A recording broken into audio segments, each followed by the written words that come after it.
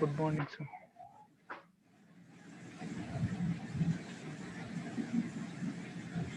Good morning, sir. Good morning, sir.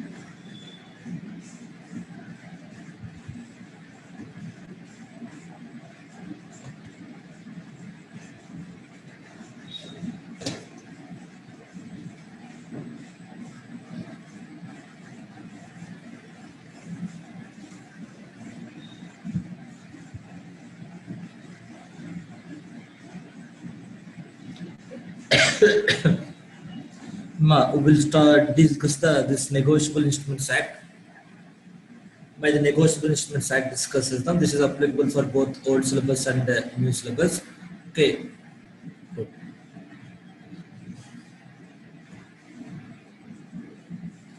Next అండి bit difficult గా ఉంటుందమ్మా స్కోరింగ్. ఇందులో డిఫికల్ట్ గా అంటే చదివేటప్పుడు కాస్త ఎక్కువ టైం స్పెండ్ చేసి క్లారిటీగా చదివితే ఈజీగానే ఉంటుంది.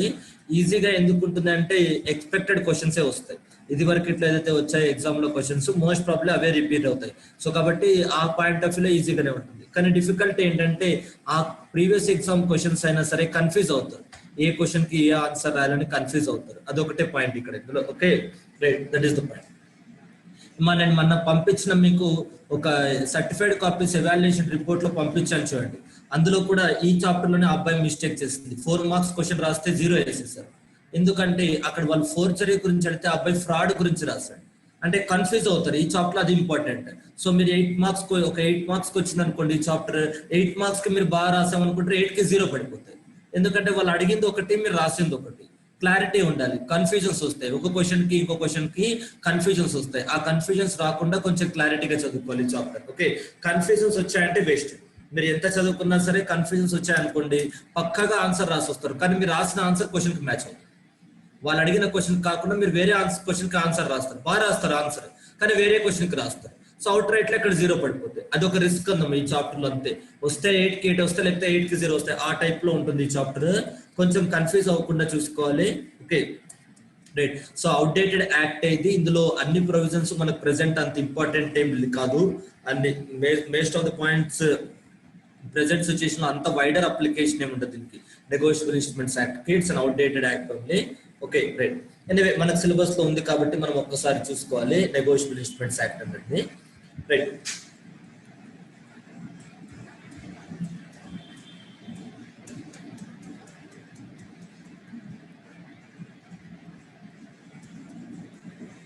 ఇక్కడ పాయింట్ ఏంటి అంటే first of all what is meant by negotiable instruments ఒక question mark. What is meant by negotiable instruments, అసలు నెగోషియబుల్ ఇన్స్ట్రుమెంట్ అంటే ఏంటనేది క్వశ్చన్ మార్క్. ఓకే చూడండి. సో నెగోషియబుల్ ఇన్స్ట్రుమెంట్ ఏంటంటే question mark. So negotiable instrument అంటే ఇక్కడ దాని అర్థం ఏంటి అంటే it's like a cash equivalent. Negotiable instrument it's like a cash equivalent or it can be easily convertible into money. ఇక్కడ ఇచ్చారు చూడండి, convertible into money. Instrument it is not a money. మన చేతిలో ఉన్న మనీ కాదు అది. మన చేతిలో ఉన్న 500 రూపీస్ నోటు, 2000 రూపీస్ నోట్ కాదు అది. అది వేరే ప్రామిసరీ నోట్. కానీ అది మనం మనీలోకి ఈజీగా కన్వర్ట్ చేయొచ్చు. What we are having is not money, but what we are having is something, a paper, a piece of paper which can be easily convertible into money. But you understand, what we are having is not a money. We are having some piece of paper, instrument. అంటే ఒక paper ఉంది మన చేతిలో. ఆ paper ఈజీగా మనీలో convert అవుతుంది. ఆ పేపర్ ఈజీగా మనీలో కన్వర్ట్ అవుతుంది. Easily possible from 1 person to another. ఒక పర్సన్ నుంచి ఇంకొక పర్సన్ కి ఈజీగా ట్రాన్స్ఫర్ అవుతుంది. ఈజీగా ఎందుకు ట్రాన్స్ఫర్ అవుతుందంటే అది మనీలో ఈజీగా కన్వర్ట్ అవుతుంది కాబట్టి కొనే వాళ్ళు కూడా ఈజీగా కొంటారు. ఒక పర్సన్ నుంచి ఇంకొక పర్సన్ కి ట్రాన్స్ఫర్ చేయడం చాలా ఈజీ. ఎలా ట్రాన్స్ఫర్ చేయాలి sir? That is called as endorsement. అది ఏమో ఫస్ట్ పాయింట్ నెగోషియబుల్ ఇన్స్ట్రుమెంట్ అంటే ఏంటి, ఒక పీస్ ఆఫ్ పేపర్. దాన్ని మీరు ప్రామిసర్ నోట్ అనండి, చెక్ అనండి, బిల్ ఆఫ్ ఎక్స్చేంజ్ అనండి, రైల్వే రిసిప్ట్ అనండి, ఏదైనా అనండి. సో ఒక instrument that can be easily convertible into money, that can be easily convertible into money. ఒక పీస్ ఆఫ్ పేపర్, దాన్ని ఈజీగా మనీలోకి కన్వర్ట్ చేయొచ్చు అండ్ ఈజీగా ట్రాన్స్ఫర్ చేయొచ్చు. ఒక పర్సన్ నుంచి ఇంకొక పర్సన్ కి ఈజీగా ట్రాన్స్ఫర్ చేయొచ్చు. ఓకే, అది దట్ ఈస్ ద పాయింట్. అది కన్వర్టబుల్ ఇంటూ మనీ. మరి this is the basic point. అయితే ఇక్కడ నెగోషియబుల్ ఇన్స్ట్రుమెంట్స్ చాలా ఉంటాయమ్మా. There are many negotiable instruments. అయితే ఎన్ఐ యాక్ట్ అప్లికబుల్ అయ్యేది మాత్రం ఈ 3 నెగోషియబుల్ ఇన్స్ట్రుమెంట్స్ కి. అది మీరు గుర్తుపెట్టుకోవాల్సింది. హౌ మెనీ నెగోషియబుల్ ఇన్స్ట్రుమెంట్స్ అంటే there are many negotiable instruments. So but to whether the negotiable instrument act is applicable to all the negotiable instruments అంటే the answer is no. Negotiable instrument act is applicable only to 3 negotiable instruments. That is promissory note, bill of exchange and cheque. అది ఎన్ని negotiable instruments ఉన్నాయంటే చాలా ఉన్నాయి sir అన్న. మరి negotiable instruments act అన్నిటికీ apply అవుతుంది అంటే లేదు, ఓన్లీ ఒక 3టికి అప్లై అవుతుంది. ఏంటి ఆ 3 అంటే promissory note, bill of exchange, cheque. Only ఆ 3టికి మాత్రమే అప్లై అవుతుంది నెగోషియబుల్ ఇన్స్ట్రుమెంట్స్ యాక్ట్. ఓకే, అది that is the point.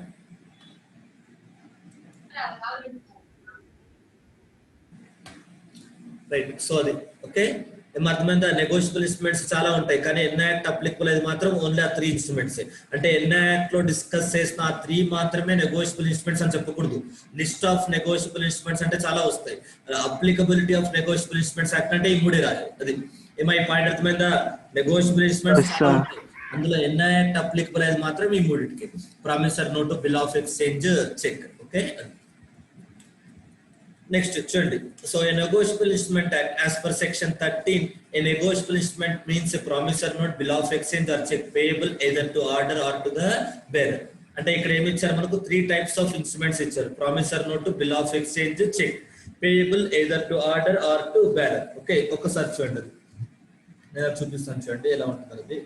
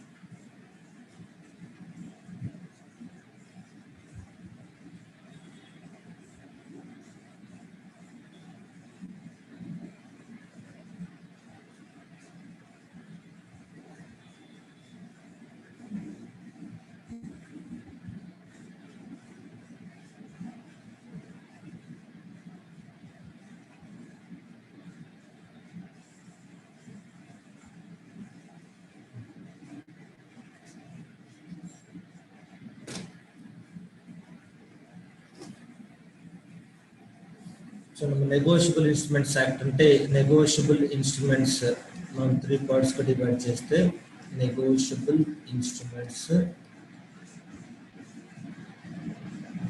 So ఇక్కడ ఫస్ట్ కేటగిరీ ఆఫ్ క్లాసిఫికేషన్, లో 3 పాయింట్స్ రాసాం. ఫస్ట్ కేటగిరీ ఆఫ్ క్లాసిఫికేషన్ లో 3 పాయింట్స్ రాసాం. ఏంటి అవి అంటే promissory note, bill of exchange or cheque.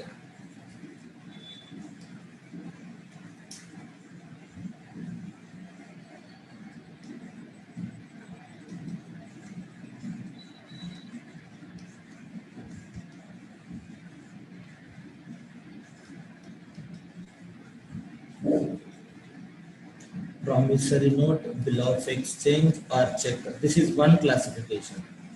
Promissory note, bill of exchange, check. This is one classification. అయితే negotiable instruments లో ఒక వేలో క్లాసిఫై చేస్తాం. ఇంకొక వేలో ఏంటంటే payable either to order or to bearer. Payable either to order or to bearer అంటే order instruments అన్నవచ్చు, బ్యారర్ ఇన్స్ట్రుమెంట్స్ అన్నవచ్చు. అదొక రెండో classification. Second type of classification ఏంటంటే ఆర్డర్ ఇన్స్ట్రుమెంట్స్ అన్నవచ్చు, బ్యారర్ ఇన్స్ట్రుమెంట్స్ అన్నవచ్చు. Okay, order instruments, bearer instruments, order instruments, bearer instruments. Okay, so ఇది ఒక type of classification. Negotiable instruments ఇలా క్లాసిఫై చేసుకోవచ్చు. అయితే ఇప్పుడు ఇక్కడ పాయింట్ ఏంటంటే చెక్స్ వచ్చేసి మీకు బ్యారర్ ఇన్స్ట్రుమెంట్స్ అయినా క్లాసిఫై చేసుకోవచ్చు, ఆర్డర్ ఇన్స్ట్రుమెంట్స్ అయినా క్లాసిఫై చేసుకోవచ్చు. చెక్స్ లో మనకు టూ టైప్స్ తీసుకోవచ్చు. చెక్స్ అనేది బ్యారర్ చెక్స్ ఉండొచ్చు, ఆర్డర్ చెక్స్ ఉండొచ్చు. బ్యారర్ చెక్స్ ఉండొచ్చు, ఆర్డర్ చెక్స్ ఉండొచ్చు. First point. Next bill of exchange కూడా మీకు bill of exchange, promissory note మాత్రం చూసుకోండి. Bill of exchange, promissory note చూసుకోండి. సో ప్రామిసరీ నోట్ లో బ్యారర్ ప్రామిసరీ నోట్స్ ఉండవు. So promissory notes issued by central government or RBI. issued by central government or RBI. So central government or RBI issue చేస్తే promissory notes, దాంట్లో మీకు bearer అయినా ఉండొచ్చు, order అయినా ఉండొచ్చు. Bearer promissory notes or order promissory notes. Okay, అది bearer or order instruments, bearer or order instruments ఏదైనా ఉండొచ్చు. ఒకవేళ సెంట్రల్ గవర్నమెంట్ కాకుండా, ఆర్బిఐ కాకుండా అదర్స్ ఇష్యూ చేశారనుకోండి, అదర్స్ ఇష్యూ చేస్తే ఓన్లీ ఆర్డర్ ఇన్స్ట్రుమెంట్స్ ఉంటాయి, బ్యారర్ ఇన్స్ట్రుమెంట్స్ ఉండవు. అదర్స్ ఇష్యూ చేస్తే ఓన్లీ ఆర్డర్ ఇన్స్ట్రుమెంట్స్ ఉంటాయి, బ్యారర్ ఇన్స్ట్రుమెంట్స్ ఉండవు. అదొక పాయింట్. నెక్స్ట్, సో అలాగే బిల్స్ ఆఫ్ ఎక్స్చేంజ్ కూడా చూస్తే మనం, బిల్స్ ఆఫ్ ఎక్స్చేంజ్ కూడా చూస్తే బిల్స్ ఆఫ్ ఎక్స్చేంజ్ కూడా okay.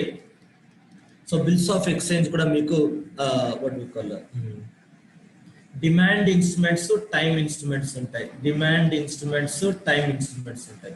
Demand instruments, time instruments ఉంటాయి. సో అందులో టైమ్ ఇన్స్ట్రుమెంట్స్ మాత్రం ఆర్డర్ ఇన్స్ట్రుమెంట్స్ అవ్వచ్చు, డిమాండ్ ఇన్స్ట్రుమెంట్స్ అవ్వకూడదు. ఓకే, చూడండి. A bill of exchange cannot be made payable to bearer on demand. అంటే డిమాండ్ ఇన్స్ట్రుమెంట్స్ అంటే మీకు బ్యారర్ ఇన్స్ట్రుమెంట్స్ అవ్వకూడదు, ఓన్లీ ఆర్డర్ ఇన్స్ట్రుమెంట్స్ అవ్వాలి. డిమాండ్ బిల్స్ ఆఫ్ ఎక్స్చేంజ్ అవుతే ఓన్లీ మీకు డిమాండ్ ఇన్స్ట్రుమెంట్స్ అవుతే ఖచ్చితంగా ఆర్డర్ ఇన్స్ట్రుమెంట్స్ అవ్వాలి, బ్యారర్ ఇన్స్ట్రుమెంట్స్ అవ్వకూడదు. అదే టైమ్ ఇన్స్ట్రుమెంట్స్ అనుకోండి, మీకు bill of exchange time instruments అనుకోండి, అవి మీకు బ్యారర్ ఇన్స్ట్రుమెంట్స్ అని అవ్వచ్చు, ఆర్డర్ ఇన్స్ట్రుమెంట్స్ అని అవ్వచ్చు. టైమ్ ఇన్స్ట్రుమెంట్స్ అవుతే బ్యారర్ అయినా అవ్వచ్చు, ఆర్డర్ అయినా అవ్వచ్చు. That is the point. Time instruments అవుతే బ్యారర్ అయినా అవ్వచ్చు, ఆర్డర్ అయినా అవ్వచ్చు. అది so first type of classification promissory note, bill of exchange or cheque ఒకవేళ క్లాసిఫై చేసాం. నెక్స్ట్ ఇంకొక మెథడ్ ఏంటంటే ఆ promissory note, bill of exchange cheque లోనే చెక్ చూసుకోవాలి, బ్యారర్ అయినా అవ్వచ్చు, ఆర్డర్ అయినా అవ్వచ్చు. ప్రామిసరీ నోట్ అయితే ఆర్బిఐ సెంట్రల్ గవర్నమెంట్ ఇష్యూ చేస్తే బ్యారర్, ఆర్డర్ అవ్వచ్చు. ఇంకెవరైనా ఇష్యూ చేస్తే ఓన్లీ ఆర్డర్ ఇన్స్ట్రుమెంట్స్ అవుతుంది, బ్యారర్ ప్రామిసరీ నోట్ అవ్వదు. అదే బిల్ ఆఫ్ ఎక్స్చేంజ్ అనుకోండి, డిమాండ్ ఇన్స్ట్రుమెంటా, టైమ్ ఇన్స్ట్రుమెంటా చూడాలి. డిమాండ్ ఇన్స్ట్రుమెంట్ అయితే ఓన్లీ ఆర్డర్ ఇన్స్ట్రుమెంట్ ఉండాలి. టైమ్ ఇన్స్ట్రుమెంట్ అయితే ఆర్డర్ ఇన్స్ట్రుమెంట్ అయినా ఉండొచ్చు, బ్యారర్ ఇన్స్ట్రుమెంట్ అయినా ఉండొచ్చు. ఏం అర్థమైందా? Hello, that is the point. Okay, so అది నెగోషియబుల్ ఇన్స్ట్రుమెంట్స్ ఏంటంటే జస్ట్ నేను మీకు చాప్టర్ లో ఉంది కాబట్టి స్టార్టింగ్ లో చెప్తున్నాను, అదంతా ఏమి ఎగ్జామ్ కి ఇంపార్టెంట్ ఏం కాదు. జస్ట్ చూసుకోవాలి టైప్స్. ఇలా 3 టైప్స్ ఆఫ్ ఇన్స్ట్రుమెంట్స్ ఇచ్చారు, promissory note, bill of exchange, cheque అన్నది. అవి ఎలా ఆర్డర్ ఇన్స్ట్రుమెంట్స్ ఏమవుతాయి, బ్యారర్ ఇన్స్ట్రుమెంట్స్ ఏమవుతాయి చూసాం. నెక్స్ట్ సార్, ఇప్పుడు ఫస్ట్ ఆఫ్ ఆల్ మనం డిస్కస్ చేసాం కదా, ఇక్కడ 5 పాయింట్లు ఉన్నాయి చూడండి. ఒక 5 పాయింట్స్ ఉన్నాయి, 5 డెఫినేషన్స్ చదువుకోవాలి. ఏంటి ఆ 5 డెఫినేషన్స్? ప్రామిసరీ నోట్ అంటే ఏంటి, బిల్ ఆఫ్ ఎక్స్చేంజ్ అంటే ఏంటి, చెక్ అంటే ఏంటి, చెక్ అంటే ఏంటి, ఓకే, ఆర్డర్ ఇన్స్ట్రుమెంట్ అంటే ఏంటి, బ్యారర్ అంత కాదు, ఇలా చూసుకున్నారు అనుకోండి.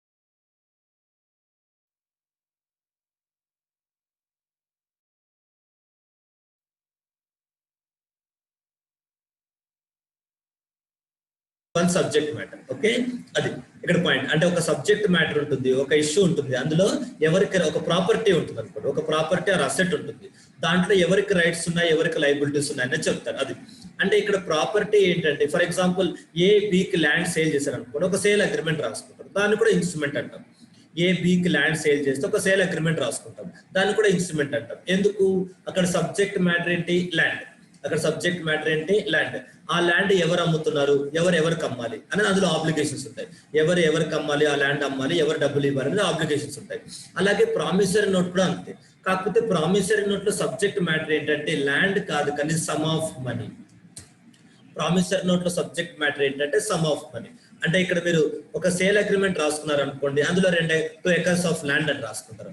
ఇందులో ఏమని రాసుకుంటారు అంటే 2 crores ఆఫ్ మనీ అని రాసుకుంటారు. అది అసెట్, ఇది అసెట్. ఏమంటే understand subject matter? Hello, sale agreement లో మనం ఏం రాసుకుంటాం? ఏ బికి 2 acres ల్యాండ్ అమ్మాలి అని రాసుకుంటాం. అదే ప్రామిసరీ నోట్ లో ఏమని రాసుకుంటాం? ఏ బికి 2 crores ఆఫ్ మనీ ఇవ్వాలి అని రాసుకుంటాం. అంటే ఇక్కడ ల్యాండ్ సబ్జెక్ట్ మ్యాటర్ అవుతుంది, ఇక్కడేమో మనీ సబ్జెక్ట్ మ్యాటర్ అవుతుంది. ఇంత డబ్బులు ఇవ్వాలి, ఇన్ని ఎకరాల పొలం ఇవ్వాలి, సబ్జెక్ట్ మ్యాటర్. ఇంత డబ్బులు ఇవ్వాలి, సబ్జెక్ట్ మ్యాటర్. అది సో కాబట్టి దీన్ని కూడా ఇన్స్ట్రుమెంట్ అంటాం. అంటే ఇన్స్ట్రుమెంట్ అంటే ఏంటమ్మా, లీగల్ గా ఒక డాక్యుమెంట్ రాసుకుంటాం, అందులో ఒక సబ్జెక్ట్ మ్యాటర్ కి సంబంధించిన రైట్స్ అండ్ లైబిలిటీస్ ఉంటాయి. ఖచ్చితంగా ఇది రైటింగ్ లోనే ఉంటాం. ఇన్స్ట్రుమెంట్ అంటేనే పీస్ ఆఫ్ పేపర్ అంటున్నాం కాబట్టి ఇది రైటింగ్, అందులో ఆబ్వియస్. మరి మీద ఇన్స్ట్రుమెంట్ అంటేనే పీస్ ఆఫ్ పేపర్ అంటున్నాం కాబట్టి ప్రామిసరీ నోట్ అంటే ఓరల్ ప్రామిస్ కాదు, ఇక్కడ రిటర్న్ ప్రామిసే ఉండాలి. ఓరల్ ప్రామిస్ కాదు, ఇక్కడ రిటర్న్ ప్రామిసే ఉండాలి. ఓకే, అది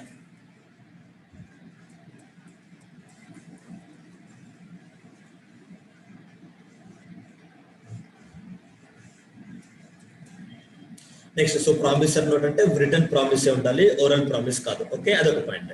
సో ఇన్స్ట్రుమెంట్ అంటే లీగల్ డాక్యుమెంట్ అమ్మ. పార్టీస్ కున్న రైట్స్ అండ్ లైబిలిటీస్ ఒక పేపర్ మీద రాసుకుంటే దాన్ని ఇన్స్ట్రుమెంట్ అంటాం. అది పేపర్ మీద రాసామంటే రైటింగ్ అని కదా, అది అర్థం స్పెసిఫిక్ గా చెప్పాల్సిన అవసరం లేదు. నెక్స్ట్, ఇప్పుడు bank note are currency note అంటే మనం డే టు డే ఏదైతే మనీ వాడుతున్నామో దాన్ని బ్యాంక్ నోట్స్ అంటాం. మనం డే టు డే ఏదైతే మనీ వాడుతున్నామో దాన్ని బ్యాంక్ నోట్ అంటాం, కరెన్సీ నోట్ అనుకుంటాం. ఓకే, ఎందుకంటే మనం డే టు డే వాడుతున్న 500 రూపీస్ నోట్ కానీ, 2000 రూపీస్ నోట్ కానీ, 10 రూపీస్ నోట్ కానీ, 50 రూపీస్ నోట్ కానీ, 100 రూపీస్ నోట్ కానీ, 200 రూపీస్ నోట్ కానీ, ఏ నోట్ అయినా సరే రైట్, దాన్ని ఇష్యూ చేసింది ఆర్బీఐ, సెంట్రల్ గవర్నమెంట్ కాదు. ఏమండి, agree or not? Yes or no? Day to day మనం వాడుతున్న మనీని బ్యాంక్ నోట్ అనాలి, కరెన్సీ నోట్ అనకూడదు. కరెన్సీ నోట్ అంటే సెంట్రల్ గవర్నమెంట్ ఇష్యూ చేస్తే దాన్ని కరెన్సీ అనాలి. అంటే కాయిన్స్ ఇంతవరకు సెంట్రల్ గవర్నమెంట్ పవర్ ఉంది, ఇప్పటికి కూడా కాయిన్స్ ప్రింట్ చేయడానికి సెంట్రల్ గవర్నమెంట్ కి పవర్ ఉంది. వాళ్ళు డెలిగేట్ చేశారు, ఆర్బీఐకి అవుట్ సోర్సింగ్ ఇస్తే ఆర్బీఐ చేస్తున్నారు. బట్ కాకపోతే కాయిన్స్ సెంట్రల్ గవర్నమెంట్ కంట్రోల్లో ఉంటాయి. Okay, that is the point. So కాబట్టి కరెన్సీ కాయిన్స్ మనకు కరెన్సీ అవుతాయి, ఎందుకంటే సెంట్రల్ గవర్నమెంట్ ప్రింట్ చేస్తే ఒక కరెన్సీ అవుతాయి. ఆర్బీఐ ప్రింట్ చేస్తే దాన్ని బ్యాంక్ నోట్ అవుతుంది. సో మనం వాడుతున్న మనీ ఇష్యూ చేసింది ఒక RBI is a bank, reserve bank of India. That's why it is called as a bank note. అర్థమైందమ్మా? అది సో కాబట్టి అవి ప్రామిసరీ నోట్ కాదు. మీరు బ్యాంక్ నోట్ చూస్తే అందులో రాసి ఉంటుంది ఐ ప్రామిస్ టు బేరర్ అని రాసి ఆర్బీఐ గవర్నర్ సైన్ చేస్తుంటాడు వాటి మీద.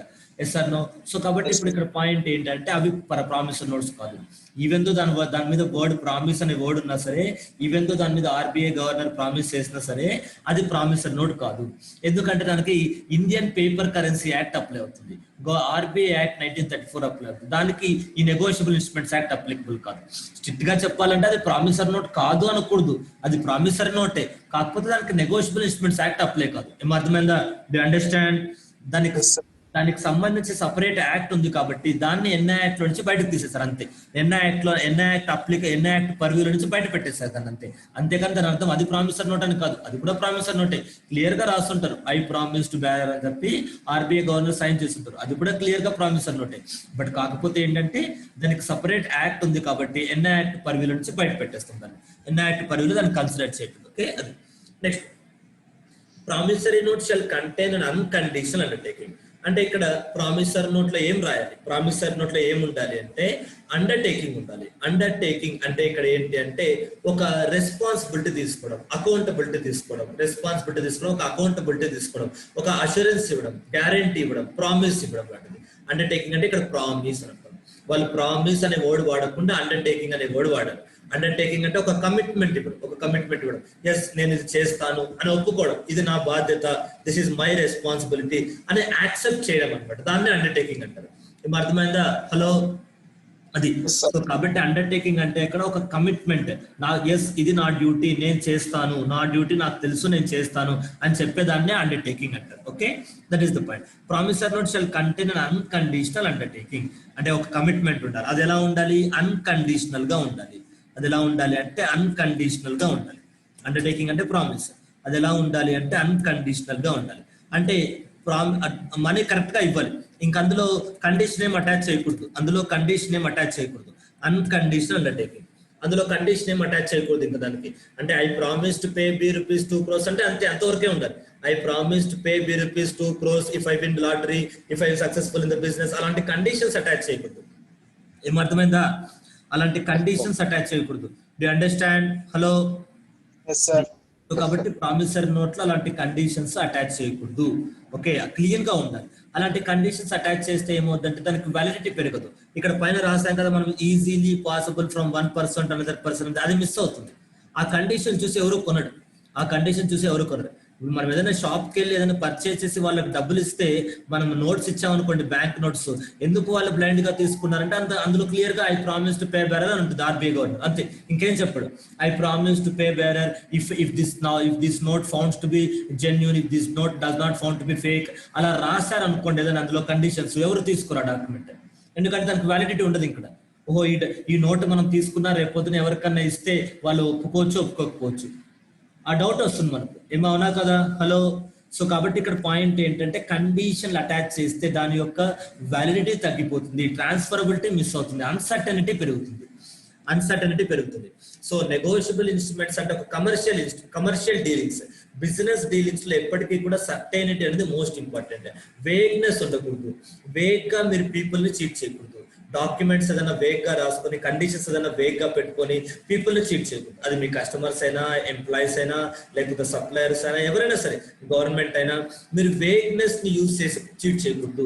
కమర్షియల్ గా బిజినెస్ చేస్తున్నప్పుడు ఎప్పుడు కూడా సర్టెనిటీ ఉండాలి, అంతే, క్లియర్ గా ఉండాలి, ట్రాన్స్పరెంట్ గా ఉండాలి. ఏంటి మనం ఇస్తున్న ప్రోడక్ట్ క్లియర్ గా చెప్పాలి, ఏంటి ప్రోడక్ట్ అనేది క్లియర్ గా చెప్పాలి, వాళ్ళకి వేగ్ గా ఉండకూడదు. ఓకే, అది దట్ ఈస్ ద పాయింట్. ఒక ప్రోడక్ట్ అమ్ముతున్న ఆ ప్రోడక్ట్ ఏంటి, క్వాంటిటీ ఎంత, ఎప్పుడు తయారు చేశారు, ఎప్పటి వరకు ఎక్స్పైరీ డేట్ ఉంటుంది, ప్రైస్ ఏంటి, ఎవరు తయారు చేశారు, ఇవన్నీ రాస్తుంటారు కదమ్మా ప్యాకేజ్ మీద, అవునా కదా? హలో. ఇంపార్టెంట్ బిజినెస్ డీలింగ్స్ లో, కమర్షియల్ డీలింగ్స్ లో సర్టెనిటీ అనేది ఇంపార్టెంట్. మీరు జాబ్కి వెళ్ళారు అనుకోండి, మీరు జాబ్కి వెళ్ళినప్పుడు వాళ్ళు మీకు ఒక అపాయింట్మెంట్ లెటర్ ఇస్తారు, లెటర్ ఆఫ్ అపాయింట్మెంట్ ఇస్తారు. అందులో రాస్తారు మీ జాబ్ ఫంక్షన్ ఏంటి, రోల్స్ అండ్ రెస్పాన్సిబిలిటీస్ ఏంటి. అంతేగాని ఓవరాల్ గా చెప్పరు, బాబు రేపటి నుంచి లెక్కలు చూసుకో అని చెప్పి ఓవరాల్ గా చెప్పరు. వాళ్ళకు రిటర్న్ ఒక పేపర్ రాస్తారు, అందులో క్లియర్ గా రాస్తారు, ఇది మీ రెస్పాన్సిబిలిటీస్, మీకు ఇన్ని డేస్ లీవ్ ఇస్తాము, ఇంత శాలరీ ఇస్తాము, ఓకే, సో ఇవి మీకు అడిషనల్ గా ఇచ్చే పర్క్విజిట్స్, మీరు దీనికి రెస్పాన్సిబుల్, మీరు అగ్రిమెంట్ బ్రీచ్ చేస్తే ఈ పనిష్మెంట్స్ వస్తాయి, ఇలా క్లియర్ గా రాస్తారు. అంటే ప్రతిదీ క్లారిటీగా ఉండాలి బిజినెస్ డీలింగ్ లో. అర్థమైందా? హలో. అది.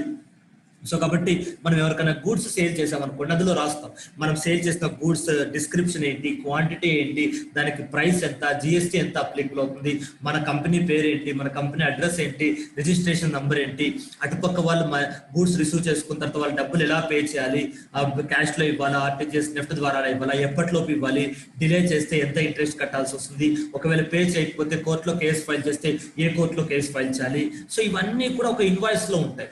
అవునా కదా? The understand? సో అంటే కమర్షియల్ డీలింగ్స్ లో ఏంటంటే సర్టెనిటీ అనేది ఇంపార్టెంట్. ఒక బిజినెస్ డీలింగ్స్ లో ఏ ఆస్పెక్ట్ లో అయినా, మనం ఒక కస్టమర్ తో డీల్ చేస్తున్నా, సప్లయర్ తో డీల్ చేస్తున్నా, ఒక ఎంప్లాయీతో డీల్ చేస్తున్నా, గవర్నమెంట్ తో డీల్ చేస్తున్నా, బిజినెస్ లో ఎప్పుడు కూడా సర్టెనిటీ ఉండాలి. మనీ మ్యాటర్స్ కాబట్టి వేగ్నెస్ ఉండకూడదు. మనీ మ్యాటర్స్ కాబట్టి అందరికి ఒక డార్క్ గా గ్రేగా ఉండకూడదు. సంథింగ్ ఏదో క్లమ్జీగా, ఏదో తెలియట్లేదు, క్లారిటీగా లేదు, మన సబ్జెక్ట్ లా ఉండకూడదు. You understand? హలో. సో కాబట్టి ఇక్కడ పాయింట్ ఏంటంటే ఇలాంటి కండిషన్స్ ఏమి అటాచ్ చేయకూడదు, అర్థమైందా? ఇలాంటి కండిషన్స్ ఏమి అటాచ్ చేయకూడదు. ఓకే, అది that is the point. Okay, done. Next, so promissory note shall contain unconditional undertaking. Such undertaking is to pay a certain sum of money to a certain person or to the order of a certain person. ఏమర్థమైందా? Unconditional అంటే అలాంటి conditions ఏదైనా attach చేశారు అనుకోండి, uncertainty పెరిగిపోతుంది, డబ్బులు వస్తాయో రావు అన్న అనుమానం వస్తుంది. ఓకే, నాకు బిజినెస్ తో సక్సెస్ అయితే ఇస్తాను, లాటరీ తగిలితే ఇస్తాను, రేపు వర్షాలు వస్తే ఇస్తాను, ఇలాంటి కండిషన్స్ అన్ని రాస్తే ఏంటంటే ఆ ఇన్స్ట్రుమెంట్ తీసుకునే వాడికి డౌట్ వస్తుంది అనమాట. అరే ఇందులో ఈ కండిషన్ పెట్టారు కదా, ఒకవేళ ఈ కండిషన్ ఫుల్ఫిల్ కాకపోతే నాకు డబ్బులు రావేమో, ఇలాంటి పాయింట్స్ పెడతారు అనమాట. అన్సర్టనిటీ అనేది పెరిగిపోతుంది. ఓకే, అది that is the point. Next, so కాబట్టి అలాంటి కండిషన్స్ ఏమి ఉండకూడదు, అన్సర్టనిటీ. ఓకే, అది నెక్స్ట్. సో ఇప్పుడు ఇక్కడ చూడండి, ఆ అన్కండిషనల్ ఒక point. Next, such undertaking is to pay certain sum of money. Subject matter ఏంటమ్మా, సబ్జెక్ట్ మ్యాటర్ వచ్చేసి మనీ. సబ్జెక్ట్ మ్యాటర్ వచ్చేసి మనీ. అర్థమైందా? సబ్జెక్ట్ మ్యాటర్ వచ్చేసి మనీ. సబ్జెక్ట్ మ్యాటర్ వచ్చేసి money. Okay, writing unconditional, undertaking some of money. Okay, next అర్థమైందమ్మా? Oral గా చెప్పకూడదు, first writing లో ఉండాలి. నెక్స్ట్ తర్వాత ఏంటి, అండర్టేకింగ్ అంటే ప్రామిస్ చేయాలి, ఒక కమిట్మెంట్ ఇవ్వాలి. ఓకే, నాకు కుదిరితే ఇస్తాను అలా చెప్పకూడదు. I promise to pay ₹2 crores after 3 months అంతే. I try to make the payment be after 3 months అని చెప్పకూడదు. నేను ట్రై చేస్తాను ఇలా చెప్పకూడదు. ఏమర్థమైందా? Do understand?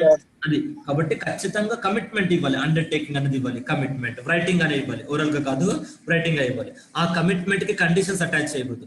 ఈ కండిషన్ జరిగితే ఖచ్చితంగా నేను ఇస్తాను, ఖచ్చితంగా ఇస్తానని చెప్పారు, కానీ ఆ కండిషన్ జరిగితే ఖచ్చితంగా ఇస్తానని చెప్పారు. అలా కండిషన్ ఉండకూడదు. ఖచ్చితంగా ట్రై చేస్తానని చెప్పకూడదు, ఖచ్చితంగా ఇస్తానని చెప్పాలి. ఈ కండిషన్ జరిగితే ఖచ్చితంగా ఇస్తానని కూడా చెప్పకూడదు. ఏ కండిషన్ లేకపోయినా ఖచ్చితంగా ఇస్తానని చెప్పాలి. Do understand? హలో, అది. So unconditional undertaking. Such undertaking is to pay certain sum of money. అంటే ఏంటి, ఏం కమిట్మెంట్ దేనికోసం ఇచ్చాడు? Pay certain sum of money. అంటే కమిట్మెంట్ ఇచ్చాడంటున్నాం. ఎవరైతే ప్రామిసర్ నోట్ రాశారో వాళ్ళు కమిట్మెంట్ ఇచ్చారు. ఏమని కమిట్మెంట్ ఇచ్చారు? ఖచ్చితంగా సిఏ ఎగ్జామ్ పాస్ అవుతాను, ఐపీసీ పాస్ అవుతానని కమిట్మెంట్ కాదు కదా వాళ్ళు ఇచ్చింది. ఏమి ఇచ్చారు? ఆ కమిట్మెంట్ అంటే డబ్బులు పే చేస్తానని ఇచ్చారు. Do understand? హలో, సో కాబట్టి కమిట్మెంట్ ఇచ్చారు. ఏమని కమిట్మెంట్ ఇచ్చారంటే సిఏ ఎగ్జామ్ పాస్ అవుతానో, ఖచ్చితంగా ఫస్ట్ ర్యాంక్ తెచ్చుకుంటానో, జాబ్ తెచ్చుకుంటానో, ఇది కాదు వాళ్ళు కమిట్మెంట్ ఇచ్చింది. డబ్బులు పే చేస్తానని కమిట్మెంట్ ఇచ్చాడు. ఓకే, అది పే మనీ. నెక్స్ట్, ఆ మనీ ఏంటి? Certain some. ఆ మనీ ఏంటి అంటే సర్టైన్ సమ్. ఆ మనీ ఏంటి అంటే సర్టైన్ సమ్.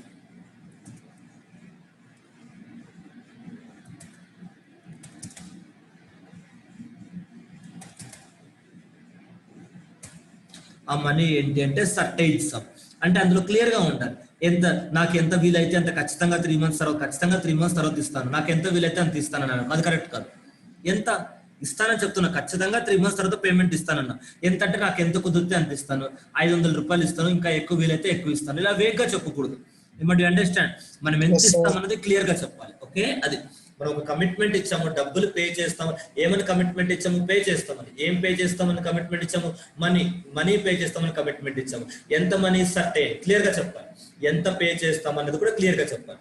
నెక్స్ట్, ఇంకొక పాయింట్ ఏంటంటే టు సర్టైన్ పర్సన్. అంటే ఎవరికి పే చేస్తాం అనేది కూడా క్లియర్ గా చెప్పాలి. టు సర్టైన్ పర్సన్ అంటే ఎవరికి పే చేస్తాము, సర్టైన్ పర్సన్, అది కూడా మనకు క్లారిటీ ఉండాలి. Is to pay certain sum of money to A certain person. Okay, అది. అర్థమైందా? రైటింగ్ లో ఉండాలి, కమిట్మెంట్ ఉండాలి. నెక్స్ట్, ఆ కమిట్మెంట్ కి ఏం కండిషన్స్ అటాచ్ చేయకూడదు. ఏంటి ఆ కమిట్మెంట్ అంటే డబ్బులు పే చేస్తాననే కమిట్మెంట్ ఉండాలి. నెక్స్ట్, ఎంత డబ్బులు పే చేస్తాననేది కూడా సర్టైన్ గా ఉండాలి. ఎవరికి పే చేస్తాననేది కూడా సర్టైన్ గా ఉండాలి. Do understand? Hello, next.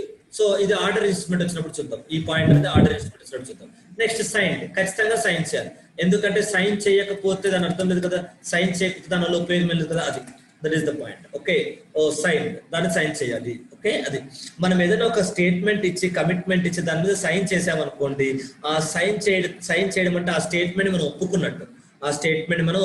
Yes ఇలా చేస్తాము అని ఒప్పుకున్నట్టు. ఖచ్చితంగా సైన్ చేయాలి. సైన్ లేకపోతే దానికి వ్యాలిడిటీ ఉండదు, ప్రామిసర్ నోట్ కి వ్యాలిడిటీ ఉండదు. ఏ ఇన్స్ట్రుమెంట్ కైనా, ఏ లీగల్ డాక్యుమెంట్ కైనా సరే సిగ్నేచర్ ఉంటేనే వ్యాలిడిటీ ఉంటుంది. ఓకే, అది. A promissory note is an instrument in writing shall contain an unconditional undertaking. Such undertaking is to pay a certain sum of money to a certain person and it must be signed by the maker. Maker sign cheyali. Okay, ivi essential instruments. Adi. So basic question idi, promissory note anadi basic question idi. Okay, next. So ఇప్పుడు ఒక్కొక్క దాని గురించి మళ్ళీ మనం కాస్త breakup గా తీసుకున్నారు. Unconditional అన్నా కదా. అన్కండిషనల్ అంటే ఏంటంటే కండిషన్ ఏం అటాచ్ చేయకూడదు అని అర్థం. అంటే ఎలాంటి కండిషన్స్ అటాచ్ చేయకూడదు అంటే కాంటింజెంట్ కండిషన్స్ అటాచ్ చేయకూడదు, సర్టెన్ కండిషన్స్ అటాచ్ చేయొచ్చు.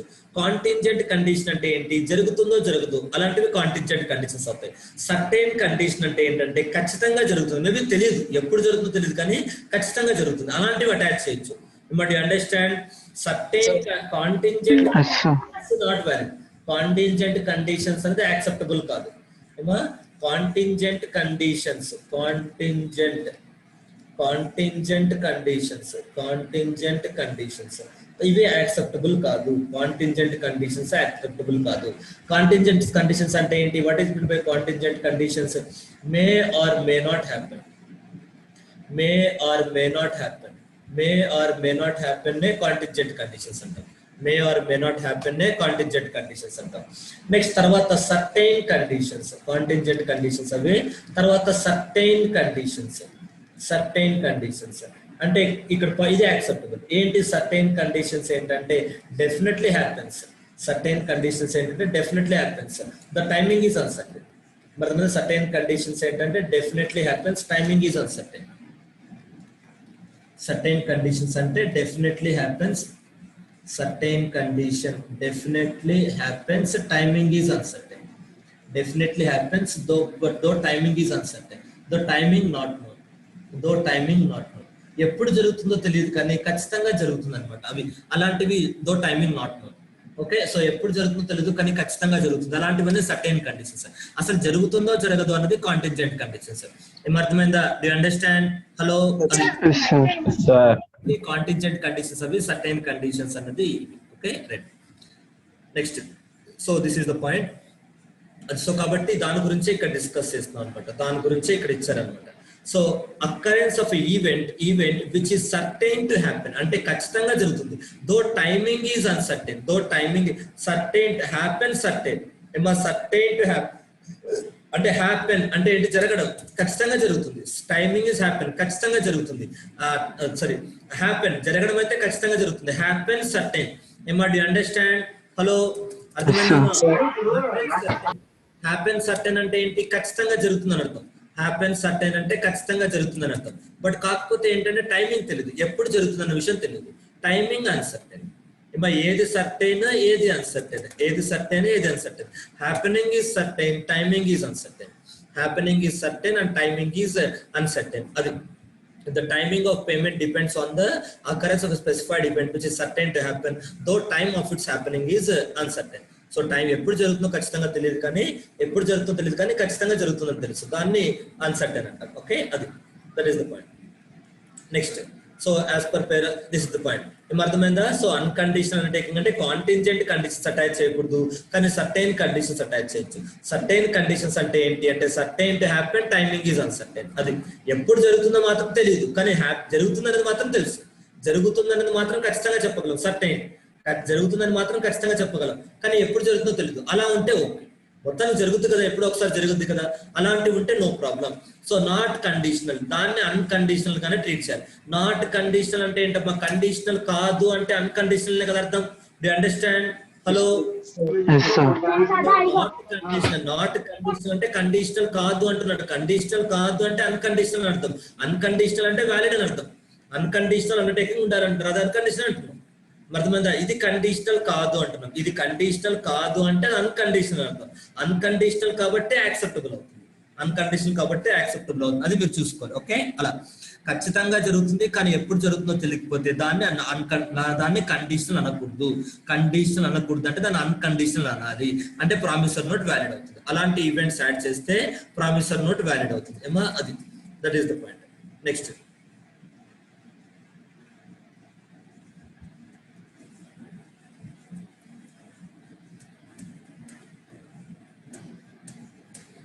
నెక్స్ట్ తర్వాత సర్టైన్ సమ్ పైన డిస్కస్ చేసాం కదా, certain some. So certain some అన్నారు కానీ ఫిక్స్డ్ సమ్ అని చెప్పలేదు. ఫిక్స్డ్ సమ్ అంటే క్లియర్ గా చెప్పాలి. 2 crores 3 crores ఏంటి కరెక్ట్ గా చెప్పాలి. ఫిక్స్డ్ సమ్ అనేది కరెక్ట్ గా చెప్పాలి. కానీ ఇక్కడ సర్టైన్ అంటే ఏంటంటే ఫిక్స్డ్ కాదు, క్యాపబుల్ ఆఫ్ అసర్టైనింగ్ అని అంటారు. క్యాపబుల్ ఆఫ్ అసర్టైనింగ్ అని అంటే ఖచ్చితంగా ఎంత పే చేస్తాం అనేది ప్రామిసర్ నోట్లో రాయలేదు కానీ ఆ అమౌంట్ ని క్యాలిక్యులేట్ చేయడానికి ఇన్ఫర్మేషన్ ఇచ్చారు. అది capable of ascertaining అంటే possible to compute, not given but possible to compute. ఏమా, do you understand? హలో, ఎంత అమౌంట్ పే చేస్తామో చెప్తే అది ఫిక్స్డ్ సమ్ ఆఫ్ మనీ అవుతుంది. ఎంత అమౌంట్ పే చేస్తామో అమౌంట్ చెప్పకుండా అది ఎలా క్యాలిక్యులేట్ చేయాలో చెప్తే అది సర్టైన్ సమ్ అవుతుంది. ఏమా, do you understand? అది సమ్ ఆఫ్ మనీ ఉండాలి. సర్టైన్ సమ్ ఆఫ్ మనీ అంటే క్యాపబుల్ ఆఫ్ అసర్టైనింగ్ అంటుంది. సర్టైన్ సమ్ ఆఫ్ మనీ అంటే capable of ascertaining. Next, the sum payable in a promissory note will be certain sum even if it includes future interest, even if it includes future interest, or if it is payable at an indicated rate of exchange. అంటే certain sum, maybe certain sum. అంటే certain sum అంటే ఏంటి అంటే fixed amount ఇచ్చినా certain sum. ఒకవేళ అలా కాకుండా interest రాసామనుకోండి, I promise to pay 2 crores after 3 months along with 3% interest అని రాసాం అనుకోండి, అప్పుడు ప్రిన్సిపల్ ఇంట్రెస్ట్ మొత్తం ఎంత అని చెప్పలేదు, కానీ రేట్ ఆఫ్ ఇంట్రెస్ట్ చెప్తే ఇంట్రెస్ట్ క్యాల్కులేట్ చేయొచ్చు కదమ్మా. ఏమా ఎస్ ఆర్ నో? వాళ్ళు ఎంత పే చేస్తారు, ప్రిన్సిపల్ ఎంత, ఇంట్రెస్ట్ ఎంత, మొత్తం ఎంత పే చేస్తారని చెప్పలేదు మనకు, టోటల్ అమౌంట్ చెప్పలేదు వాళ్ళు. కానీ ఏం చెప్పారు? రేట్ ఆఫ్ ఇంట్రెస్ట్ చెప్పారు. టోటల్ అమౌంట్ చెప్పకపోయినా మనకు రేట్ ఆఫ్ ఇంట్రెస్ట్ చెప్పారు కాబట్టి అది వ్యాలిడ్ అవుతుంది.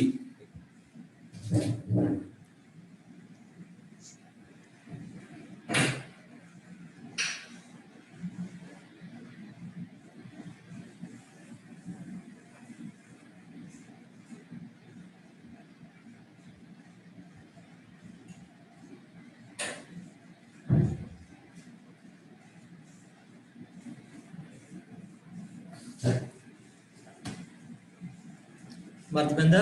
సో వాళ్ళు ఎంత ఇస్తా, వాళ్ళు ప్రిన్సిపల్ అమౌంట్ ఇంట్రెస్ట్ అమౌంట్ రెండు కలిపితే ఎంత వస్తుందో టోటల్ అమౌంట్ చెప్పలేదు, కానీ రేట్ ఆఫ్ ఇంట్రెస్ట్ చెప్పారు. సో రేట్ ఆఫ్ ఇంట్రెస్ట్ చెప్పారు, ప్రిన్సిపల్ అమౌంట్ చెప్పారు, అప్పుడు ఇంట్రెస్ట్ అమౌంట్ ఈజీగా క్యాలిక్యులేట్ చేయొచ్చు. అది కాబట్టి సర్టైన్, అది సర్టైన్ అంటే ఫిక్స్డ్ కాదు, సర్టైన్ అంటే చెప్పలేదు వాళ్ళు, కానీ ఎలా కనుక్కోవాలో ఇన్ఫర్మేషన్ ఇచ్చారు అది, కాబట్టి అలా ఇస్తే ఓకే. లేదా అలా కాకుండా rate of exchange, indicated rate of exchange, indicated rate of exchange అంటే ఎంత ఇస్తామన్నది కూడా వాళ్ళు ఎక్స్చేంజ్ రేట్ చెప్పారు. అంటే మనం ప్రామిసర్ నోట్ లో రూపీస్ కాకుండా డాలర్స్ రాసుకున్నాం అనుకుంటే అప్పుడు ఇది ఉపయోగపడుతుంది.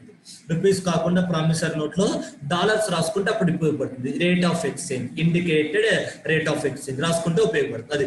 సో కాబట్టి ఇలా రేట్ ఆఫ్ ఎక్స్చేంజ్ ఉన్నా లేదా ఇంట్రెస్ట్ రేట్ ఉన్నా కూడా అది వ్యాలిడ్ అవుతాయి. రేట్ ఆఫ్ ఎక్స్చేంజ్ లేదా ఇంట్రెస్ట్ రేట్స్ ఉంటే దట్ విల్ బి వ్యాలిడ్ అది. సో రేట్ ఆఫ్ ఇంట్రెస్ట్ కానీ లేదా rate of exchange, currency exchange rate కానీ ఏది ఇచ్చినా అది సర్టైన్ సమ్మే అవుతుంది. ఓకే, అలా ఉంటే వ్యాలిడ్. నెక్స్ట్ సర్టైన్ పర్సన్ అని చెప్పాం. సర్టైన్ పర్సన్ అంటే ఇక్కడ ఏంటంటే వాళ్ళు పర్సన్ నేమే చెప్పాల్సిన అవసరం లేదు, డిజిగ్నేషన్ కూడా సరిపోతుంది అంటున్నాడు. Designated, designated, designated. So designated అంటే ఏంటంటే ఒక పర్సన్ నేమ్ చెప్పకుండా డిజిగ్నేటెడ్, ఓన్లీ డిజిగ్నేషన్ రాస్తాం. To the managing director, to the governor of Andhra Pradesh అలా డిజిగ్నేషన్ రాస్తాం అనుకోండి, పర్సన్ రాయకుండా, అప్పుడు కూడా వ్యాలిడ్. ఎందుకంటే ఆ పర్సన్ పేరు చెప్పలేదు, కానీ ఆ పర్సన్ ఎవరు అంటే ఈజీగా కనుక్కోవచ్చు. మనం చెప్పిన పొజిషన్ ఎవరైతే ఆక్యుపై చేశారో అదనే పర్సన్. ఏమవునా కదా? హలో అది చెప్పకపోయినా డిజిగ్నేషన్ చెప్పాం కాబట్టి ఆ పొజిషన్ లో ఎవరు ఉంటే అతనే మనం పే చేయాల్సింది, కాబట్టి అక్కడ మనకు క్లియర్ గా ఉంది, అది డిజిగ్నేషన్ బట్టి రాసుకోవచ్చు. Okay, next miss named. Miss named అంటే ఏంటంటే ఒకవేళ మిస్టేక్ వచ్చింది అనుకోండి, నేమ్ లో మిస్టేక్ వచ్చింది, స్పెల్లింగ్ మిస్టేక్ వచ్చింది, అలాంటప్పుడు ప్రామిసర్ నోట్ ఇన్వాలిడ్ అనుకోండి. మిస్ నేమ్డ్ అంటే నేమ్ లో మిస్టేక్స్ రావడం, స్పెల్లింగ్ మిస్టేక్స్ ఇలా వచ్చాయి అనుకోండి, దానివల్ల ప్రామిసర్ నోట్ ఇన్వాలిడ్ అనుకుంటుంది. అది సర్టైన్ గానే ట్రీట్ చేయాలి. యు అండర్స్టాండ్ అది. సో నా నేమ్ ADITHY ఆదిత్య వచ్చింది అనుకోండి, ADITY రాస్తారు చాలా మంది, హెచ్ మిస్ అయింది అనుకోండి, అది నేను కాదనకూడదు. You understand? Hello, miss named అనేది కరెక్ట్, మిస్ నేమ్డ్ అనేది కరెక్ట్ కాదు. అడ్రస్ అంతా క్లియర్ గా ఇచ్చుంటాం కాబట్టి ఐడెంటిఫై చేయొచ్చు. ఒకవేళ స్పెల్లింగ్ మిస్టేక్ ఉన్నా ఐడెంటిఫై చేయొచ్చు, నేమ్ మిస్టేక్ ఉన్నా ఐడెంటిఫై చేయొచ్చు. సో కొంతమంది ఆదిత్య అని పిలుస్తారు, కొంతమంది కిరణ్ అని పిలుస్తారు. Okay, this the point. So మా స్కూల్లో క్లాస్మేట్స్, ఫ్రెండ్స్ అందరూ అయితే ఆదిత్య అని పిలుస్తారు, వర్క్ లో ప్రొఫెషనల్ అయితే చాలా వరకు కిరణ్ అని పిలుస్తారు. ఓకే, అది కొంతమంది ఆదిత్య అని పిలుస్తారు, కొంతమంది కిరణ్ అని పిలుస్తారు. సో కాబట్టి అలా నేను అందరికీ ఆదిత్య అని తెలుసు, కిరణ్ అని రాశారు అనుకోండి, ఇది కాదు, నాది కాదు, నేను లైబుల్ కాదు అంటే ఎలా? కరెక్ట్ కాదుగా. డి అండర్స్టాండ్ అది. సో కాబట్టి హెచ్ మిస్ అయింది కాదు, ఇలా రాయకూడదు. ఓకే, కాబట్టి కొంచెం అటు ఇటు మిస్ గా చేసినా కూడా ఆ అడ్రస్ ని బట్టి మనం ఐడెంటిఫై చేయొచ్చు, ఫాదర్స్ నేమ్ అడ్రస్ ని బట్టి మనం ఐడెంటిఫై చేయొచ్చు ఎవరు ఆ పర్సన్ అని. కాబట్టి అది సర్టైన్ పర్సన్ అవుతుంది, కానీ అన్సర్టైన్ పర్సన్ అవుతుంది. మరి అండర్స్టాండ్? హలో, అది డెఫినేషన్ ఒక్కసారి చదువుకోండి అమ్మా. కింద ఈ బాక్స్ లో ఉన్న డెఫినేషన్ చదువుకోండి. ఏమో మీకు ఇచ్చిన మెటీరియల్ ఇవన్నీ ఉన్నాయి కదా, ఇప్పుడు నేను చదువుతున్నవన్నీ ఉన్నాయి కదా. హలో, ఒకసారి చదువుకోండి. ఇప్పుడు బాక్స్ లో ఉన్న ఎగ్జాంపుల్స్ చదువుకోండి, అవి మీకు ఒకవేళ క్వశ్చన్ పేపర్ ఈజీగా వస్తే అవి వస్తాయి మీకు. ఏది ప్రామిసర్ నోట్ అవుతుంది, ఏది ప్రామిసర్ నోట్ అవుతుంది అనే క్వశ్చన్స్ వస్తాయి మీకు. Just go through this paragraph.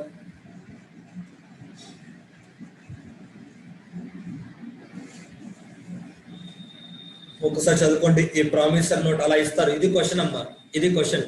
వాళ్ళు ఇది ఇచ్చి ఫస్ట్ కాలంలో ఉన్నది క్వశ్చన్, ఇది ఇచ్చి వ్యాలిడా ఇన్వాలిడా అంటారు. అప్పుడు మీరు వ్యాలిడా ఇన్వాలిడా ఏది రాసినా కూడా రీజన్ కూడా రాయాలి. ఏం అర్థమవుతుందా?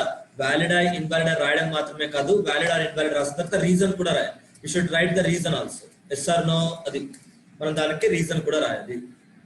వ్యాలిడా ఇన్వాలిడా రాయడంతో పాటు మనం దానికి రీజన్ కూడా రాయాలి. Description of promissory note, reason for validity or invalidity. Okay, అది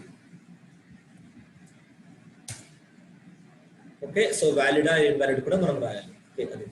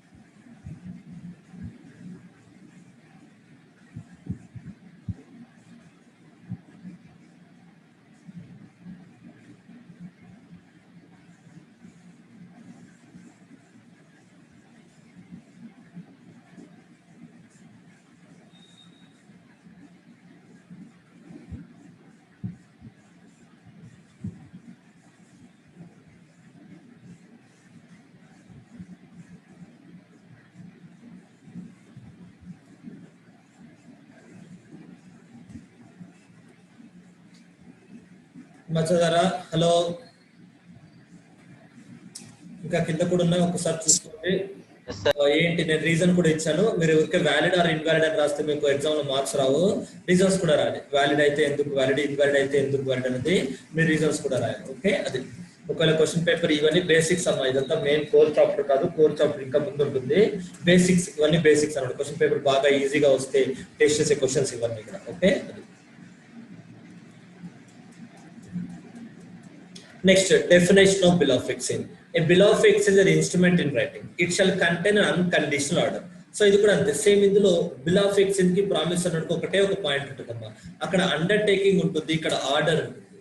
అంటే అక్కడ ఇస్తాను అని కమిట్మెంట్ ఇవ్వాలి, ఇక్కడ ఇవ్వు అనే ఆర్డర్ ఇవ్వాలి, అంతే తేడా. మిగతా అన్ని సేమ్. అనక instrument in writing, certain some, certain person అంతా ఓకే. ఆర్డర్ ఉంటుంది. అంటే ఈ bill of X promissory note prepare చేసిన వాడు ఏమంటా అంటే నేను ఇస్తాను అని చెప్తాను. బిల్ ఆఫ్ ఎక్స్చేంజ్ ప్రిపేర్ చేసిన వాళ్ళు ఏమంటే ఇవ్వు అని వేరే వాళ్ళకి చెప్తున్నారు. ఏమో అది important point. So promissory note రాస్తున్నప్పుడు బిల్ ఆఫ్ ఎక్స్చేంజ్ కి అది డిఫరెన్స్. ప్రామిసర్ నోట్ కి బిల్ ఆఫ్ ఎక్స్చేంజ్ కి డిఫరెన్స్ అది. Okay, right.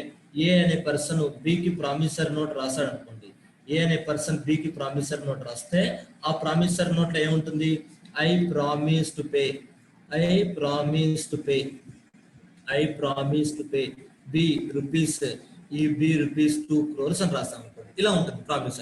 అంటే ఇది అండర్టేకింగ్, నేను ఇస్తాను అని చెప్తున్నాను, నేను ఇస్తానని చెప్తున్నాను.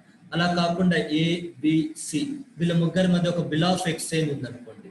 వీళ్ళ ముగ్గురి మధ్య బిల్ ఆఫ్ ఎక్స్చేంజ్ ఉందనుకోండి. ఈ బిల్ ఆఫ్ ఎక్స్చేంజ్ లో to mister B, to mister B అని చెప్పి ఇక్కడ ఏ సైన్ చేస్తున్నాడు? మిస్టర్ బి అని చెప్పి ఏ సైన్ చేస్తున్నాడు? అంటే ఇక్కడ pay rupees 2 crores to C అని రాస్తున్నారు. అంటే ఇక్కడ ఎవరికి ఏం చెప్తున్నారంటే ఏ బి చెప్తున్నాడు. ఏం చెప్తున్నాడు అంటే 2 crores పే చేయమని చెప్తున్నాడు. ఎవరికి పే చేయమని చెప్తున్నాడు అంటే సికి పే చేయమని చెప్తున్నాడు. ఏం అర్థమైందా? హలో, టు మిస్టర్ అంటే మనం బి కాదు చెప్తున్నాం. ఎవరు రాస్తున్నారు? కింద సిగ్నేచర్ ఏ రాశారు. అంటే ఏ సిగ్నేచర్ పెడుతున్నాడు అంటే అది ఆ పేపర్ రాస్తుంది ఏనే కదా. Do understand? హలో, అంటే maker, A is a maker of the instrument. Maker అంటే ఎవరు రాశారు, ఇక్కడ కూడా ఏ రాస్తాడు? ఐ అంటే ఎవరు? ఓకే, ఐ అర్థమైందా? సో ఐ అంటే I maker of the point. Okay, అది I promise to pay B rupees 2 crores. So maker రాసి ఏ సైన్ చేస్తాడు. ఇక్కడ కూడా ఏ బికి సైన్ చేస్తాడు. కానీ ఏ టు మిస్టర్ బికి ఏం చెప్తున్నాడు? ఏ నేను పే చేస్తానని బికి చెప్పట్లేదు, సికి పే చేయమని ఏనే బికి చెప్తున్నాడు. అంటే ఇక్కడ ఏ చెప్పింది ప్రామిస్, ఏ చెప్పింది ప్రామిస్, ఇక్కడ ఏ ఇచ్చింది ఆర్డర్. పే అంటే ఇవ్వు అంటున్నాడు. ఐ ప్రామిస్ టు పే అంటే నేను ఇస్తానని కాదు, నువ్వు ఇవ్వు అంటున్నాడు. ఇంతమంది పైన దాంట్లో ఏంటి ఏ బీకి చెప్తున్నాడు నేను నీకు ఇస్తాను అని, ఇక్కడ ఏ బీకి ఏం చెప్తున్నా అంటే నువ్వు సీకి ఇవ్వు అంటున్నాడు. అంటే ఇక్కడ ఏ బీకి చెప్తుంది order. Do understand? Hello, A order. ఇక్కడ పైన ఎగ్జాంపుల్ ఏ బీకి ఇస్తుంది ప్రామిస్, నేను ఇస్తాను అని చెప్తున్నాడు. ఇక్కడేమో నువ్వు ఇవ్వు అని చెప్తున్నాడు. ఓకే, నేను మీకు ఇస్తాను అని చెప్తే ప్రామిస్, మీరు ఇవ్వండి అని చెప్తే అది ఆర్డర్. ఏమా డి అండర్స్టాండ్? హలో, అది. సో కాబట్టి మిగతా అంతా సేమ్. అది సర్టైన్ సమ్ ఉండాలి, సర్టైన్ పర్సన్ ఉండాలి, designation, description, unconditional, everything is same. Only thing ఏంటంటే అక్కడ ప్రామిస్ ఉంటుంది, ఇక్కడేమో ఆర్డర్ ఉంటుంది. That is the difference. ఆ రెండు డెఫినేషన్ కి డిఫరెన్స్ ఏంటంటే అది remaining signed by the maker, everything is same. Signed by the maker, everything is same. Okay, so barrel instrument, order instrument ఇంతకుముందు చార్ట్ లో చూసాం. ఏది బ్యారల్ అవ్వచ్చు, ఏది ఆర్డర్ అవ్వచ్చు, అది మనం తర్వాత చూద్దాం. బ్యారల్ అంటే ఏంటి, ఆర్డర్ అంటే ఏంటి, డిమాండ్ అంటే ఏంటి, టైం అంటే ఏంటి అని చూద్దాం. నెక్స్ట్ సేమ్ అంతే. ఇప్పుడు పైన ఉన్న unconditional order, certain some, certain person పైన రిపీట్ అవుతాయి. యాస్టిస్ గా పైన ఏదైతే ఉందో అదే రిపీట్ అవుతాయి. పైన ఏదైతే రాసామో యాస్టిస్ గా అదే రిపీట్ అవుతాయి. పైన మనం ఏదైతే రాసామో అదే ఇక్కడ యాస్టిస్ గా రిపీట్ అవుతుంది. అది సో మనం పైన ఏదైతే రాసామో ఇక్కడ యాస్టిస్ గా అదే రిపీట్ అవుతుంది. అన్కండిషనల్ ఆర్డర్ ఇవన్నీ కూడా అదే రిపీట్ అవుతాయి. ఓకే, అది దట్ ఈస్ ద పాయింట్. అది బిల్ ఆఫ్ ఎక్స్చేంజ్. నెక్స్ట్ ఇలాగ క్వశ్చన్ పేపర్ ఈజీగా వస్తే మీకు ఇలాంటి క్వశ్చన్స్ కూడా రావచ్చు. ఒకసారి చూసుకోండి ప్రామిసర్ నోట్ కి బిల్ ఆఫ్ ఎక్స్చేంజ్ వాటికి డిఫరెన్స్ అది. ఇది యాక్చువల్ గా ఇందులో ఉన్న పాయింట్ అమ్మా, ఇది సిలబస్ లో ఉన్నది కొద్ది వరకు. అంటే చాలా వరకు తీసేశారు కొన్ని టాపిక్స్. ఓల్డ్ సిలబస్ వాళ్ళకు నుంచి న్యూ సిలబస్ వాళ్ళకు కొన్ని టాపిక్స్ తీసేశారు. రైట్, కాబట్టి నేను ఇది ఓన్లీ న్యూ సిలబస్ వాళ్ళకి తగ్గట్టుగానే ఇచ్చాను. కొంచెం యాడ్ అవుతుంది, అటు ఇటు ఓల్డ్ సిలబస్ వాళ్ళకి యాడ్ అవుతుంది. రైట్, మీలో ఎవరైనా ఓల్డ్ సిలబస్ వాళ్ళు ఉంటే నాకు ఒకసారి పింక్ చేస్తే నేను వాళ్ళకి సపరేట్ బుక్ పంపిస్తాను. ఓల్డ్ సిలబస్ వాళ్ళకు నేను ఒక బుక్ రాశాను. ఓన్లీ ఎన్ఐ యాక్ట్ మీద మాత్రమే నేను బుక్ రాశాను. ఎన్ఐ యాక్ట్ మీద మాత్రమే నేనే ఒక బుక్ రాశాను అనమాట. నెగోషియబుల్ ఇన్స్ట్రుమెంట్స్ యాక్ట్ మీద నేను ఒక బుక్ రాశాను. మీలో ఓల్డ్ సిలబస్ వాళ్ళు ఉంటే నాకు మీరు మెసేజ్ చేస్తే నేను వాట్సాప్ ఆ బుక్ పంపిస్తాను మీకు. కొంచెం ఒక 1 or 2 క్వశ్చన్స్ మీకు ఎక్కువ వస్తాయి. ఆ బుక్ లో ఇంకా ఓల్డ్ సిలబస్ వాళ్ళకి కావాల్సిన దానికన్నా కూడా ఎక్కువ ఉంటాయి. నేను బుక్ రాశాను కాబట్టి ఆ బుక్ లో డీటెయిల్డ్ గా ఉండాలి కాబట్టి నేను ఎక్కువ రాశాను అందులో. మీరు అది ఓల్డ్ సిలబస్ వాళ్ళకి అది చదువుకుంటే సరిపోతుంది. న్యూ సిలబస్ వాళ్ళకి దిస్ ఎనఫ్. ఏదైనా చిన్నగా అటు ఇక్కడ మిస్ అయిన విధానం అక్కడ ఉంటే then you can read that. మేము ఎందుకంటే చెప్తున్నానంటే ఇక్కడ గుర్తొచ్చింది. ఇప్పుడు distinction between promissory note and bill of exchange అనేది ఇక్కడ ఇవ్వలేదు అనుకుంటా most probably. Distinction between promissory note and bill of exchange అనేది అది మేబీ ఓల్డ్ సిలబస్ వాళ్ళకి రావచ్చు. Distinction between promissory note and bill of exchange అనేది అది మీకు నేను బుక్ ఇస్తాను, ఆ బుక్ లో రాయండి. ఓకే, అది ఇక్కడ నంబర్ ఉంచండి. నా మొబైల్ నంబర్ ఇక్కడ ఉంది, నాకు పింక్ చేయండి. ఓల్డ్ సిలబస్ వాళ్ళు పింక్ చేస్తే వాళ్ళకు నేను రాసిన బుక్ ఇస్తాను, సాఫ్ట్ కాపీ బుక్ ఇస్తాను. యూ కెన్ రీడ్ ఇట్ దోస్తు. అది దట్ ఈస్ ద పాయింట్. చూడండి, చూపిస్తాను మీకు.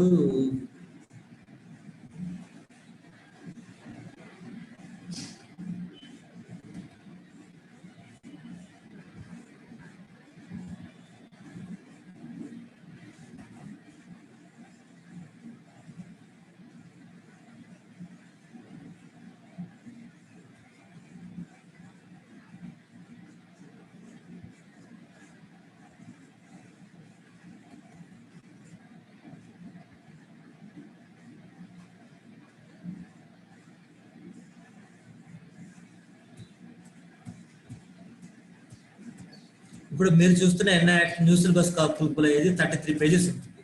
ఇది మోర్ దాన్ 100 pages ఉంటుంది. నేను రాసిన సపరేట్ బుక్ వచ్చేసి మోర్ దాన్ 100 pages ఉంటుంది. ఒక్కసారి చూసుకోండి. ఓల్డ్ సిలబస్ వాళ్ళకు ఇంకొంచెం ఎక్స్టెన్షన్ కావాలంటే ఎక్కువ డీటెయిల్ గా కాకపోయినా కూడా కొంచెం మీకు ఎక్కడెక్కడైతే ఇంపార్టెంట్ పాయింట్స్ ఉన్నాయో అవి కొద్దిగా మిస్ అవుతాయి అనమాట. ఓకే, అది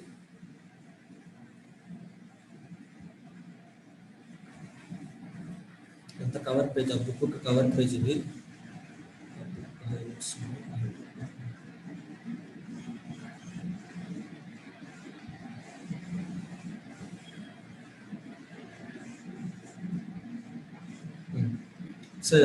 so more than 100 theory questions ఉంటాయి అందులో. More than 40 practical questions, true or false questions, distinguish types, next conflicting areas, I see answer ఎలా ఉంది, మన ఆన్సర్ ఎలా ఉంది, డిఫరెన్స్ ఏంటి రెండింటికి అనేది ప్రీవియస్ ఎగ్జామ్ క్వశ్చన్స్ అన్ని యాడ్ చేసిన ఉంటాయి. సో చాలా కాంప్రిహెన్సివ్ గా బుక్ రాసాను. ఓన్లీ ఐపీసీ ఓల్డ్ సిలబస్ వాళ్ళకి మాత్రమే. నాకు ఒకసారి మెసేజ్ చేయండి నా మొబైల్ నంబర్ కి, then will discuss. Okay, okay, bye, see all of you. Bye sir. Bye sir. Bye, sir. Bye sir. Thank you sir.